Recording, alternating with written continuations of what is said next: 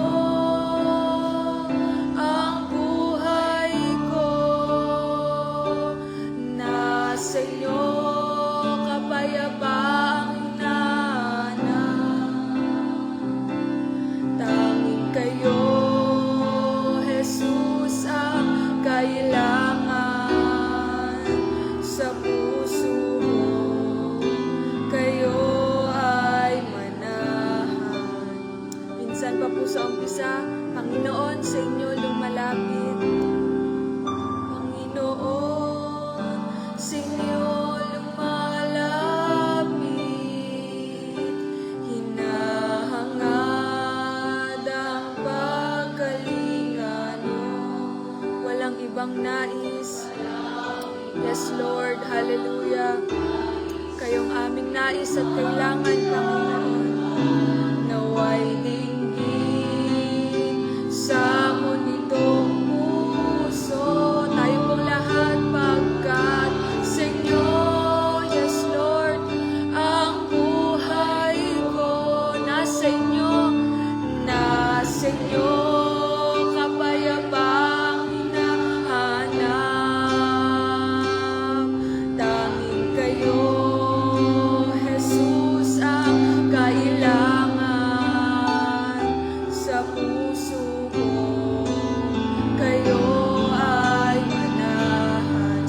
Pagkakataon, pagkat sa inyo ang buhay ko, nasa inyo, kapayapaang hinahanap. Tanging kayo, Jesus, ang kailangan sa puso ko. Kayo sa puso ko, kayo ay manahan. Sa puso ko, kayo ay manahan. Hallelujah. We praise you, O God. Salamat po sa inyo. Nasa inyo ang aming buhay, Panginoon. Nasa inyong buhay na walang hanggan. Nasa inyo ang kapayapaan. Hallelujah. Purihin po kayo, Panginoong Jesus. Purihin po kayo, dakilang Diyos na makapangyarihan sa lahat. Hallelujah. Muli, O Diyos, sa umaga pong ito, sa pag-aaral po namin ng inyo pong mga salita, aming Ama, pakapunuin niyo po kami nito at ng inyo pong presensya. Salamat po, aming Diyos. Hallelujah, sa umagang ito, sa panibago pong kalakasan, buhay, pag-iingat na ipinagkaloob niyo po sa amin.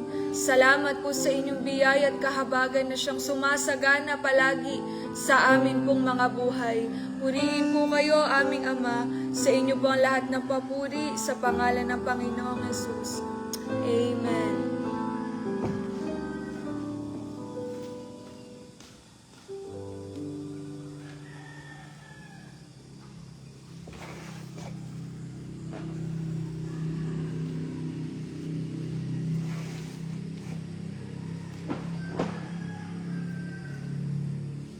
God, isang mapagpalang umaga po sa bawat isa. Purihin po ang Diyos sa panibagong buhay at kalakasan na ipinagkaloob niya po sa bawat isa po sa atin. At sa umaga pong ito po'y nagpapatunay na talagang pag-ibig ng Diyos ay pumipilit po sa atin para mas lalo pa po nating ipaglaban yung ating pong pananampalataya, hindi manghina sa ating pong pananampalataya at pagkilala sa Panginoon, kundi bagos mas higit pa nating pagsumikapan upang matuloy nating matanggap at natanggap na nga po natin, ngunit nawa po ay magkaroon po tayo ng mas masidhipang pagnanasa at pagsusumikap na katulad ng sinasabi ng salita ng Panginoon sa aklat ng Mateo, ng manatiling tapat hanggang wakas ay siya pong maliligtas. Kaya purihin ang Panginoon. Salamat sa salita po ng Diyos. Kaya sa umaga pong ito, yung pag-aaralan po natin ay sa aklat po ng Roma, Kapitulo 8, talatang 35.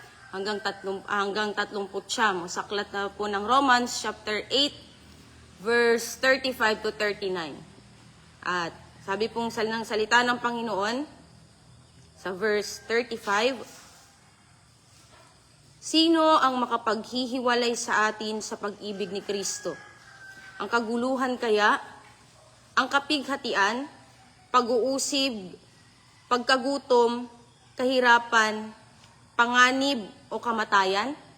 Ayon sa nasusulat, dahil sa inyo'y buong araw kaming pinapatay. Turing nila sa amin ay mga tupang kakatayin lamang. Verse 37, hindi. Sa lahat ng mga ito, tayo'y lalong higit pang magtatagumpay sa pamagitan niya na nagmamahal sa atin.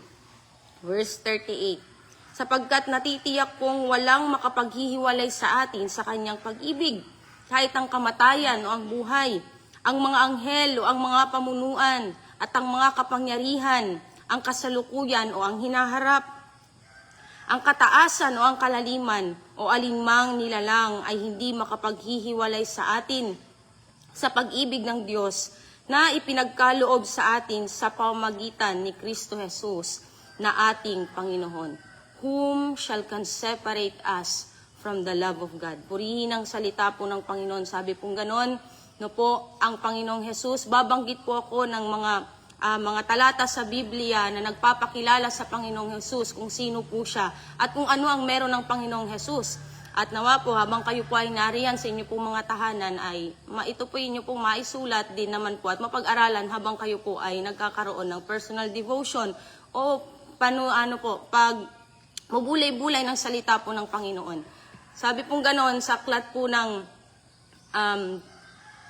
John chapter 3 verse 16, siya daw po ay kabugtong na anak ng Diyos Ama. Iba po tayo po, may mga anak po tayong bugtong nag-iisa. Ibig sabihin, siya po yung kagalakan ng Ama, siya po yung the treasure of heaven. Pangalawa po ay sa aklat po ng Mateo chapter 3 verse 17, He is the beloved Son. Siya ang anak ng Diyos na kinaglulugdan ng Diyos. Sabi po ng John chapter 13 verse 20, siya yung sinisinta ng Ama. Sabi po ng Mark chapter 16 verse 19, binanggit po dyan na siya po ay merong trono sa langit. Siya po ay merong upuan. Siya po ay hari. Siya po ay Diyos. No po? Sabi po sa aklat po ng John 14 verse 6 and John 17 verse 3, He is the way, the truth, and the life. Siya ang buhay na walang hanggan. Sabi po ng Revelation chapter 22 verse 13, siya po ay existed eternally, the Alpha and Omega. Sabi ng Revelation chapter 4 verse 8, Jesus is holy, holy, holy, holy, Lord God Almighty, which was and is to come. Banal, banal ang Diyos na makapangyarihan sa lahat. At walang ibang tinutukoy po doon kundi ang Panginoong Jesus. Sabi po ng John 1:1, John 1:1, John 1:14, John chapter 10 verse 30, Luke chapter 3 verse 22. Jesus is co-equal with God, Trinity. Diba po, naniniwala po tayo sa Diyos Ama, Diyos Anak, at Banal na Espiritu. Ang Panginoong Hesus po ay Diyos. Sabi po ng Psalms chapter 139 verse 7 to 12, He is omnipresent God. Siya'y sumasa lahat ng dako. Kita niyo yung mga katangian ng Panginoong Hesus kung sino siya at kung anong meron siya. Sabi po ng Jeremiah chapter 32 verse 17, God is omnipotent. No, He does whatever He pleased to do. Sabi po ng Psalms chapter 147 verse 5, He is all-power God. He is omniscient God. He is all-powerful God. Sabi po ng John chapter 8 verse 12, He is the light of the world. Sabi ng John chapter 1 verse 3 and Genesis chapter 1 verse 1 to 5, without Jesus, nothing was made. Pambihirang Panginoong Hesus. Ito po siya eh. Ito po ang Panginoong Hesus eh. Makapangyarihan. Ang Panginoong Hesus may trono sa langit. Diyos siya. Kung wala ang Panginoong Hesus, hindi po tayo maliligtas. Kung wala ang Panginoong Hesus, wala po tayong pag-aaral ng salita ng Diyos sa umaga pong ito, mga kapatid sa Panginoon. Kung wala ang Panginoong Hesus, hindi po tayo magkakaroon ng karapatan para magbasa ng salita ng Diyos. Kung wala ang Panginoong Hesus, wala po tayong karapatan na lumapit sa kabanal-banalang presensya ng Panginoon sa umaga pong ito. Ngunit sa kabila ng mga bagay na yon, sa kabila ng kung sino ang Panginoong Hesus, sa kabila ng kung ano ang merong Panginoong Hesus, nagawa niyang iwan po yun para sa ating mga makasalanan. Philippians chapter 2, verse 6 hanggang sa mga sumusunod. Basahin po natin sa aklat po ng Philippians. Kanina po, binanggit ko po sa inyo kung sino ang Panginoong Hesus. At kung meron ng Panginoong Hesus. Sabi sa salita ng Panginoon sa verse 6, na siya, bagamat nasaan yung Diyos, ay hindi niya inaring isang bagay na nararapat panangnan ang pagkapantay na sa Diyos. Malinaw na sinasabi ng salita po ng Panginoon, ang Panginoong Hesus ay Diyos. Pero sabi pong ganon, bagamat siya'y Diyos, hindi niya inaring isang bagay na nararapat panangnan ang pagkapantay niya sa Diyos. Kundi bagkos, hinubad niya ito at nag-anyong alipin na nakitulad sa mga tao. Ano po ba tayong mga tao? Sabi ng aklat po ng Awit chapter 8, sino ang tao upang iyong alalahanin? O ano ang anak ng tao upang iyong pangalagaan? Kaya sabi pong ganon, tutuloy natin yung sa Philippians, sabi pong ganon, kundi bagkos, hinubad niya ito at nag-anyong alipin na nakitulad sa mga tao. At palibhasay na sumpungan sa anyong tao, malinaw po nag-anyong tao. Ang Panginoong Hesus siya'y nagpakababa sa kanyang sarili na nagmasunurin hanggang sa kamatayan. Hindi lang basta po siya bumaba, hindi lang basta niya iniwan yung kanyang trono sa langit na bayan. No po, hindi lang basta siya nag-anyong alipin, namatay po siya. Para kanino? Para po sa atin. Sabi pong ganun, oo, sa kamatayan sa krus. Kaya siya naman ay pinadakilan ng Diyos at siya binigyan ng pangalang lalong higit sa lahat ng pangalan, upang sa pangalan ni Jesus ay luluhod lahat ng tuhod na nasa langit at nasa ibabaw at nasa lupa, nasa ilalim ng lupa, at upang ipahayag ng lahat ng mga dila na si Jesucristo ay Panginoon sa kaluluwalhati ng Diyos Ama. Purihin ang salita po ng Panginoong Jesus. Ano pa po yung ginawa ng Panginoong Jesus sa bawat isa po sa atin? Hebrews chapter 9, verse 12 to 14, yung kanyang dugo daw po, yung luminis sa atin pong mga kasalanan. Tayo po mga tao kapag nagkakaroon tayo ng sugat, maliit na sugat, minsan ginagamot natin, nalagyan natin ng kape, pinipress natin para hindi tumulo yung dugo. Minsan kapag medyo malala yung pagdanak ng dugo o mas marami ng sugat sa katawan natin, mahanap tayo ng ospital eh. Pero hindi po. Noong mga panahon ng Panginoong Hesus po ay tumitigis yung dugo, lumalabas yung dugo sa kanyang katawan, pinapalo siya ng mga sundalo sa kanyang katawan. Pwede siyang humindi nung panahon na yon. Pwede siyang magsabi na, hindi Diyos ako eh. Meron akong trono sa langit, bakit pinapahirapan ako dito? nilikha ko ang tao, pwede akong lumikha ng panibagong tao. Kasi ang Diyos natin ay makapangyarihan eh.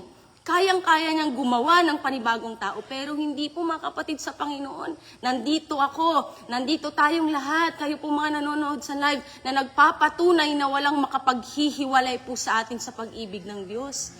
Kaya sabi pong gano'n ang salita po ng Panginoon, ng 2 Corinthians chapter 5 verse 21, He became sin who knew no sin, that we might become God's righteousness. Siya po yung nag-anyong alipin, hindi lang dinala yung kasalanan po natin. Siya yung naging kasalanan. Tapos tayong mga taong mga makasalanan, no po, na minsan ay nagkakaroon ng pag-aalinlangan, na minsan ay nakakaisip ng pagtalikod sa Panginoon, na minsan ay nakakaisip na, Panginoon, bakit nangyayari ito sa buhay ko? Panginoon, buhay ka po ba? Tayo yung naging dahilan kung bakit ang Panginoong Jesus ay namatay sa krus po ng Kalbaryo.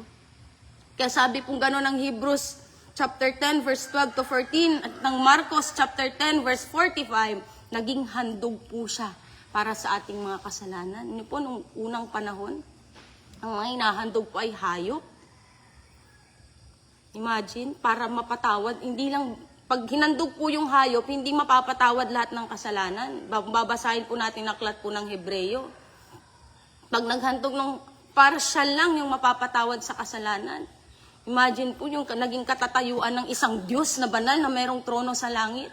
Naihalin tulad siya sa isang hayop na papatayin para lang malinis yung atin pong mga kasalanan. Grabe yung pagmamahal ng Panginoon po sa atin, mga kapatid po sa Panginoon. Sabi ng 1 Peter chapter 3 verse 18, namatay siya para sa ating mga makasalanan. Purihin ang Panginoon. Sabi ng Titus chapter 2. Basahin po natin ito, itong Titus chapter 2. Verse 14.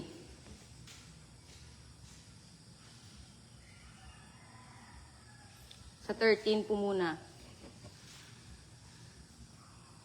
Titus chapter 2 verse 14, sa 13 to 14, na hintayin ni yaong mapalad na pag-asa at ang pagpapakita ng kaluwalhatian ng ating dakilang Diyos at tagapagligtas na si Hesukristo, na siyang nagbigay ng kanyang sarili. Ulitin ko po, na siyang nagbigay ng kanyang sarili dahil sa atin.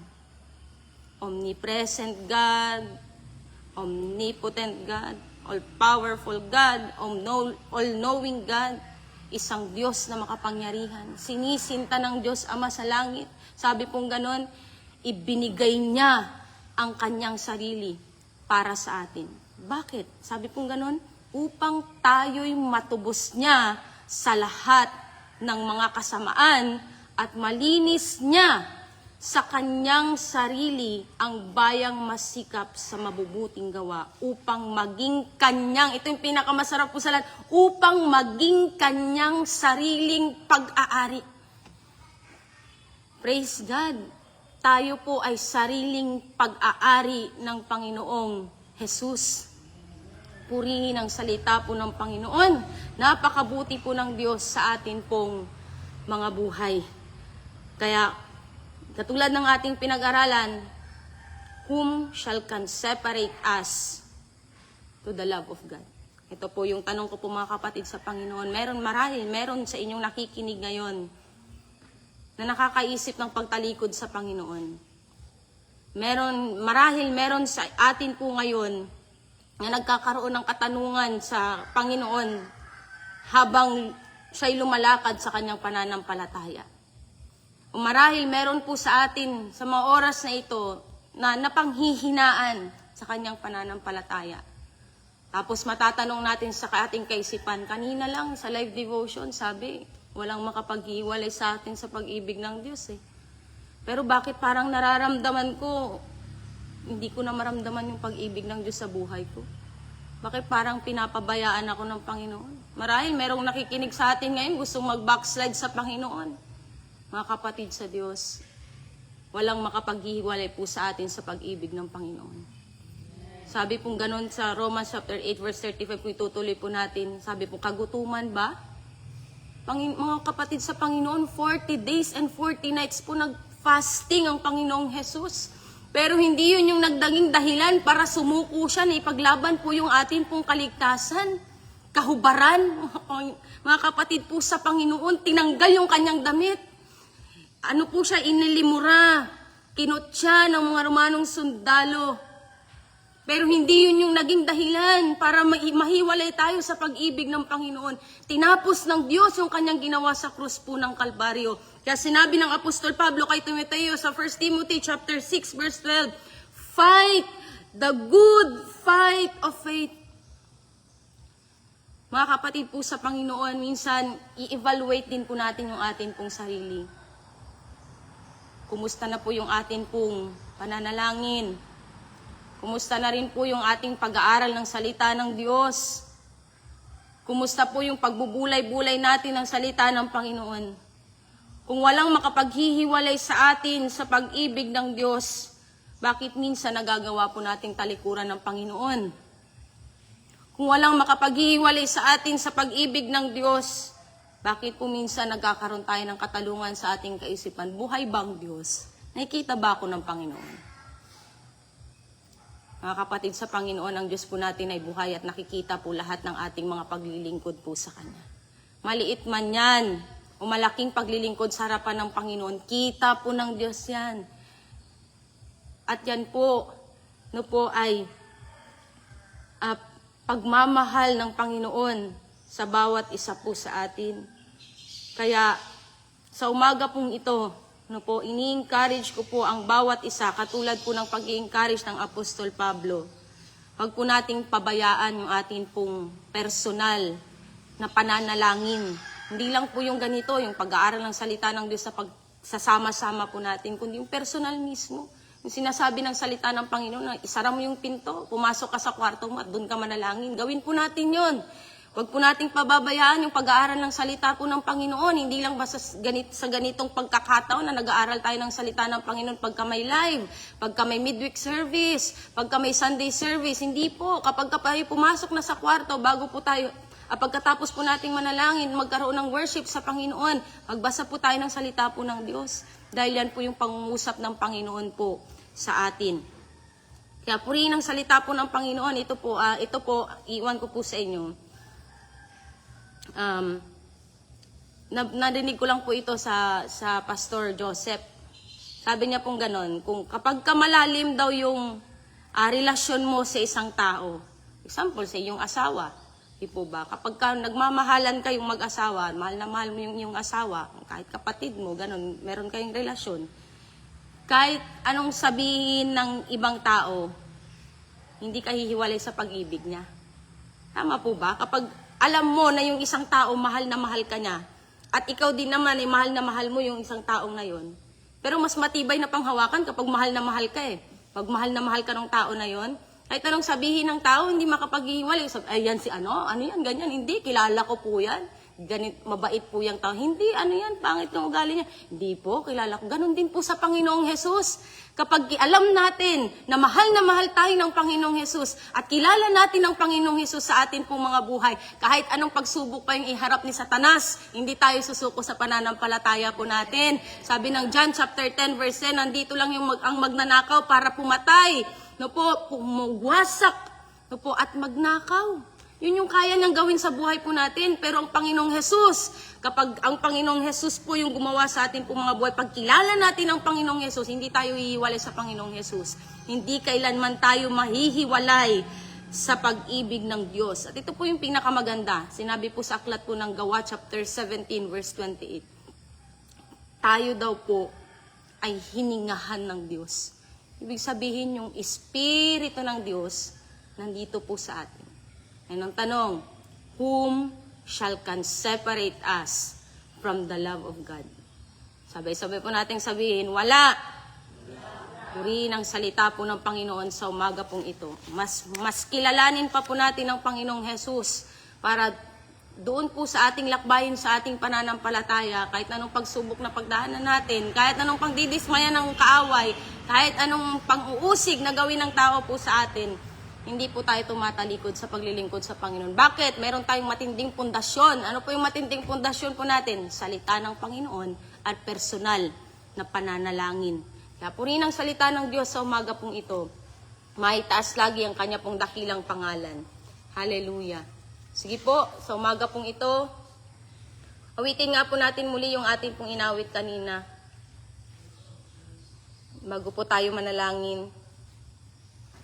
At nawa po itong awitin pong ito ay kumilos po ang banal na spirito sa puso ng bawat isa po sa atin. Lalo na po sa mga nakikilig sa live, mga malalayo pong lugar. Ang kaaliwan ng banal na spirito ay sumainyo po. Hallelujah.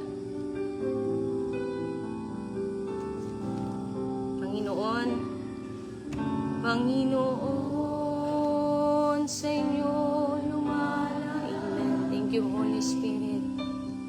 Hinahangad ang pagkalingan mo. Sabihin po natin, walang ibang nais, walang ibang amen. Nais, kundi ang makilala ka, naway dinggin sa nitong puso. Minsan pa po, Panginoon, hallelujah, Panginoon, sa inyo lumalapit. Kami po'y lumalapit po sa inyo sa umagang ito. Ang pagkalinga nyo,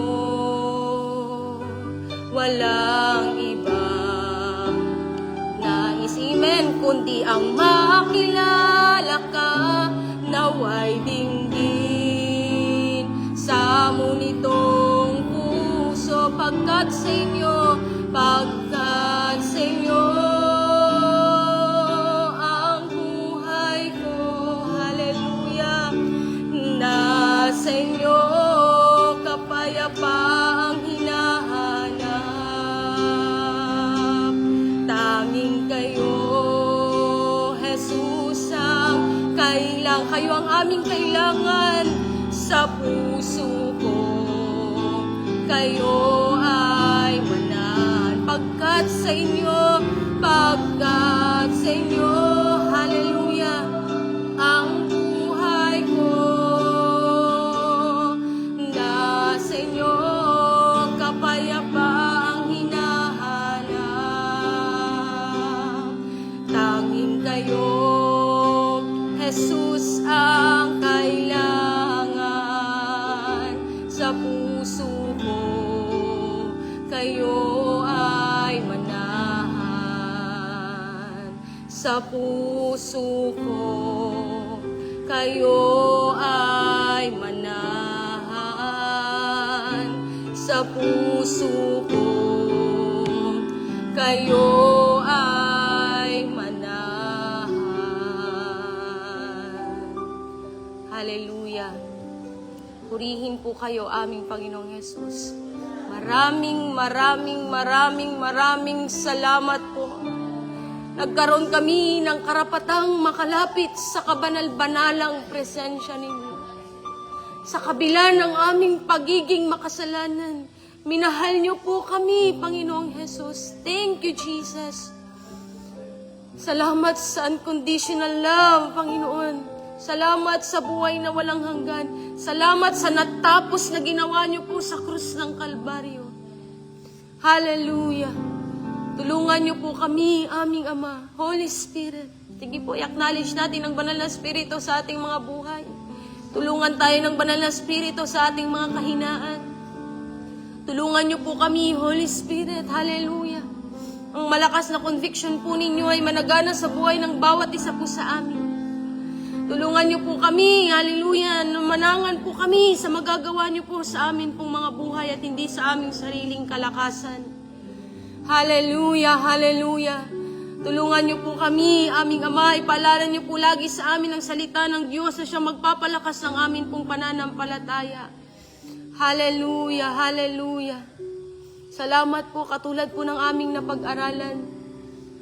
Sa kabila ng katangian yun, ang meron kayo at kung ano po kayo, Panginoong Jesus. Isinantabi niyo po yun para po sa amin. Salamat po sa bagay na ito, aming Ama. Salamat sa mga ginawa niyo sa amin pong mga buhay. Hallelujah, hindi sapat yung aming mga pagpapasalamat salitang binabanggit sa umaga pong ito. Hallelujah, katumbas sa ginawa niyo pong pagliligtas po sa amin, aming Ama. Purihin po kayo, luwalhati ng dakilang pangalan niyo, O Diyos. Hallelujah, we exalt your holy name, Jesus. We magnify your holy name, Jesus. You are worthy of our praise. Hallelujah. Purihin kayo, luwalhatiin at sambahin ang dakilang pangalan niyo. Jesus, the name above all name, the King of Kings and the Lord of Lords. Sa lahat ng tuhod ay luluhod at lahat ng dila ay magsasabing kayo ang Diyos. Hallelujah, sa kaluluwalhati ng Ama. Purihin kayo aming Panginoong Yesus. Hallelujah. Sige po, sa umagang ito, ilapit po natin ang kabuuan ng Door of Faith Church. Panalangin natin ang Pastor Joseph, ang kanyang buong nasasakupan.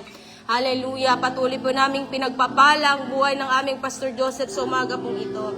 Hallelujah. Mazaredo family, O Diyos, dalutan niyo po sila ng inyong pong banal na dugo.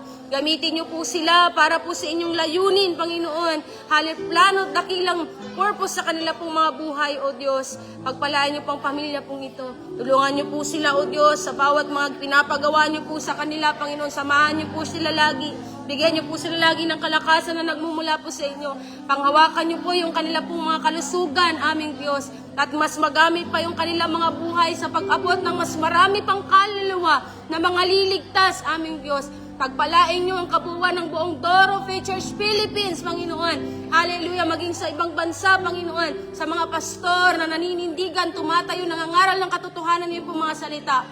Pagpalain niyo po yung kanilang pong mga buhay, kasama ng kanilang mga pamilya, ng mga manggagawa at ng iglesyang ipinagkatiwala niyo po sa kanila, O Diyos. Salamat po, aming Ama. Kayo lagi ang maitaas sa kanila pong buhay, O Diyos. Hallelujah. Pagpalain niyo rin po, Panginoon, ang bawat mga nanonood ng live stream sa umaga pong ito. Puin niyo po yung kanila pong mga puso. Kilala niyo po yung bawat isa po sa amin, O Diyos. Alam niyo po yung laman ng aming mga puso, aming Ama. Nasaan man po kami sa mga oras pong ito, ang kaliwan ng banal na spirito po ninyo ay maranasan ng bawat isa. Palakasin niyo po yung bawat isa, Panginoon.